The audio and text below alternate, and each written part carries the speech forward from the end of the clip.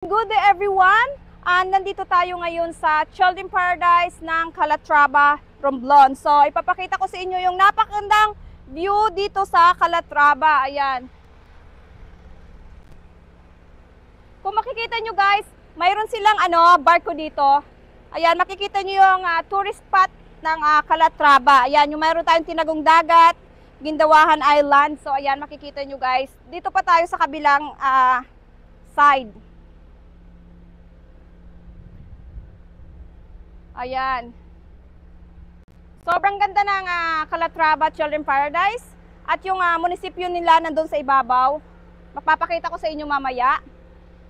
Sobrang dito, ang maganda lang dito is sobrang linis. Sobrang linis ng park nila. Hindi ka talaga dito parang akala mo, parang nasa ibang bansa yung park. Wala ka makikita mga garbage. Napakaganda. Ayan. Ikutin mo lang dito banda oh.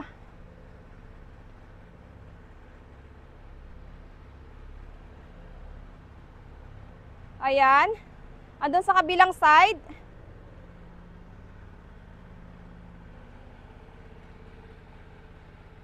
Ayan, sobrang ganda ng ating Calatrava Park dito.